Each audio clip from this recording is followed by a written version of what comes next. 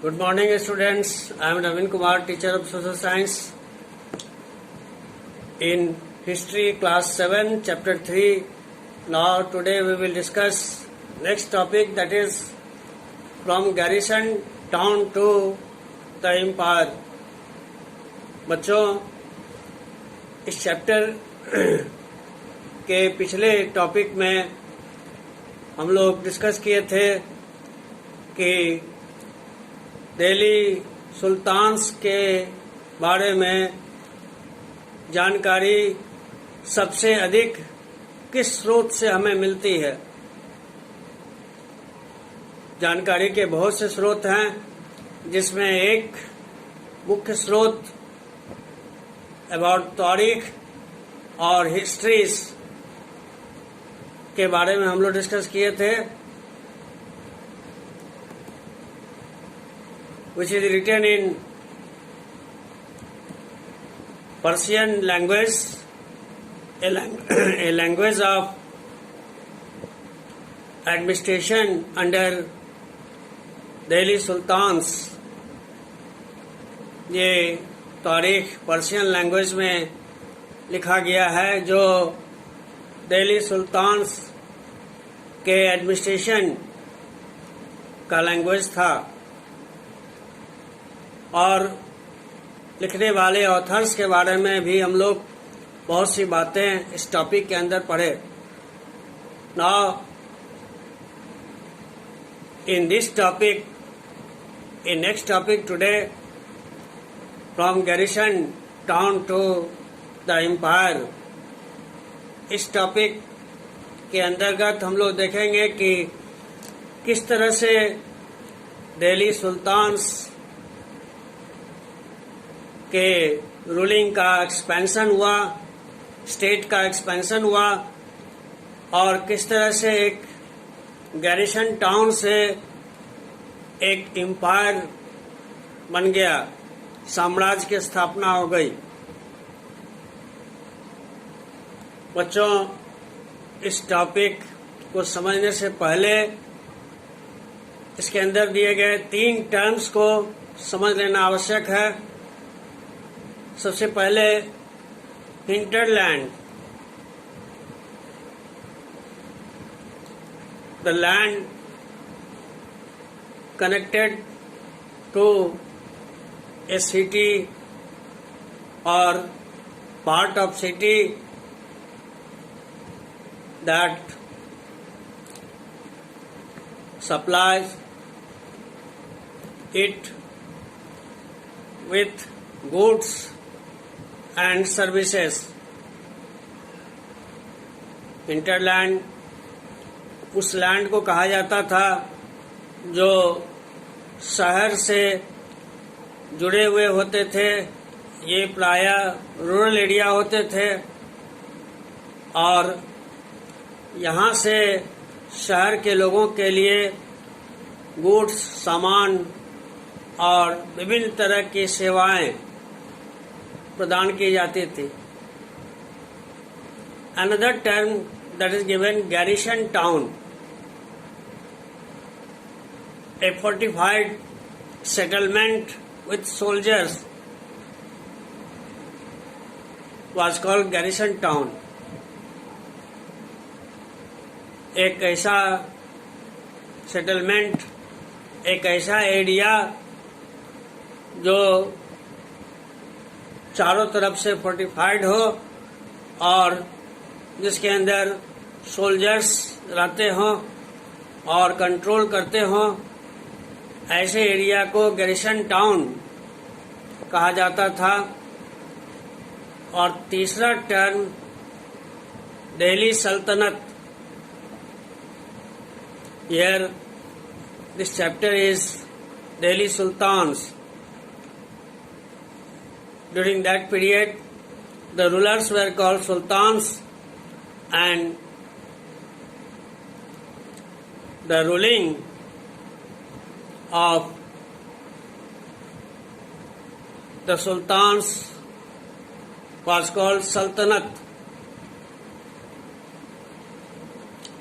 दिल्ली के शासकों को उस समय सुल्तान कहा जाता था। ये जो मुस्लिम शासक थे ये सब सुल्तान कहलाते थे और इनका शासन, इनका साम्राज्य, शासन क्षेत्र सल्तनत कहलाता था। इस तरह से ये 3 टर्म हम लोग डिस्कस कर लिए। अब इस टॉपिक के अंदर सबसे पहली बात ये दिया गया है, in the early 13th century Delhi sultans could establish their control only within the garrison towns. Sultans seldom controlled hinterlands and were therefore dependent upon trade, tributes or plunder for supplies. Second thing, it was very difficult for the sultans to control distant garrison towns in Bengal and Sindh due to some reasons such as rebellions, wars, and even bad weather destroy communication routes and a state had challenge of Mongols attacks from Afghanistan and governors' rebellions also. So the expansion of the ruling of sultans occurred during the reign of Ghiyasuddin Balban, Alauddin Khilji and Muhammad bin Tughlaq. इन तीनों rulers के समय ही दिल्ली सल्तनत का विस्तार हो सका।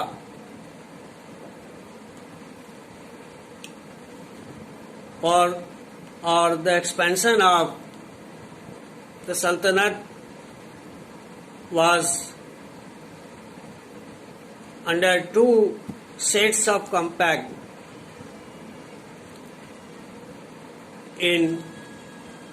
the first sets of compact along the internal frontiers of the Sultanate. Its aim was, or its main aim was to consolidate the hinterlands and for this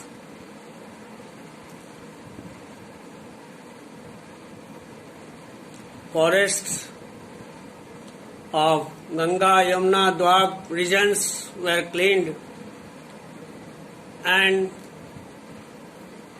hunters, gatherers and pastoralists were removed from that area, and after that this fertile land was given to the peasants and encouraged them to grow more and more crops, and internal trade route was protected for internal trade. In this way, through this way, all through these measures, internal frontier और आंतरिक सीमा को, सल्तनत के आंतरिक सीमा को व्यवस्थित किया गया और विकसित किया गया। इसके बाद in the second set of compact along the external frontiers, यहाँ दो फ्रंटियर्स की बात की गई है, internal frontiers and external frontiers. External frontiers were related to the military compact, and through this military compact the expansion of the Sultanate was made by Alauddin Khilji, Muhammad bin Tughlaq, these two main rulers who started to conquer different areas in South India and acquired a lot of wealth by Alauddin Khilji, and the expansion of the Sultanate was reached at the most large area during the period of Muhammad bin Tughlaq. बच्चों, सल्तनत का विस्तार दो stage में किया गया, या ऐसे दो स्टेज में हम समझ सकते हैं। एक आंतरिक क्षेत्रों को, आंतरिक सीमा को सुरक्षित और व्यवस्थित किया गया और उसके लिए अभियान चलाए गए, और दूसरे तरह का अभियान जो सल्तनत के विस्तार के लिए किया गया। पहले अभियान को इंटरनल फ्रंटियर और दूसरे अभियान को एक्सटर्नल फ्रंटियर कहा गया। इंटरनल फ्रंटियर का उद्देश्य था हिंटरलैंड को कंसोलिडेट करना और या उसको व्यवस्थित करना, उसको नियंत्रित करना और उसका विकास करना। इसके लिए बहुत से उपाय किए गए जो अभी हम लोग डिस्कस किए। और दूसरा जो एक्सटर्नल फ्रंटियर था, जो इसके अंदर जो अभियान किए गए वो सैनिक अभियान के रूप में था, जो मुख्य रूप से अलाउद्दीन खिलजी के द्वारा दक्षिण भारत में शुरू किया गया और इसके बाद मोहम्मद बिन तुगलक के शासन के समय सल्तनत का विस्तार सबसे बड़े क्षेत्र तक हो गया। इस तरह से इन दोनों शासकों ने एक एम्पायर के रूप में सल्तनत की स्थापना की, और जिसकी शुरुआत इन अर्ली 13th सेंचुरी में एक गैरिसन टाउन के रूप में था। वो आते आते मोहम्मद बिन तुगलक के समय एक एम्पायर के रूप में हो गया। इस तरह से हम लोग इस टॉपिक के अंदर बहुत सी मुख्य बातें, some important topics such as some important terms such as hinterland, garrison town and internal frontiers, external frontiers, and one thing, that is the third question in exercise given. The answer of that question is Muhammad bin Tughlaq. इन्हीं के शासन में दिल्ली सल्तनत का सबसे अधिक विस्तार हुआ, सबसे काफी बड़े क्षेत्र तक इसका विस्तार हो गया, फारदेस्ट एक्सपेंशन इसका हुआ दिल्ली सल्तनत का। और इससे पहले के टॉपिक में हम लोग एक क्वेश्चन का आंसर, सेकंड क्वेश्चन का आंसर पढ़े about the language. Persian language was the language of the administration under Delhi Sultans। और फर्स्ट क्वेश्चन का answer, the capital of Delhi first became the capital of a kingdom under Tomars Rajput. इस तरह से ये 3 question के answer हम लोग discuss कर चुके हैं और इन साइड से बहुत से टर्म्स और क्वेश्चंस, शॉर्ट क्वेश्चंस भी हम लोग डिस्कस किए। इस तरह से ये सब काफ़ी इम्पोर्टेंट है इस चैप्टर में। और नेक्स्ट टॉपिक के रूप में हम लोग अबाउट मस्जिद और इम्पोर्टेंस ऑफ मस्जिद के बारे में हम लोग डिस्कस करेंगे in next class. Thank you.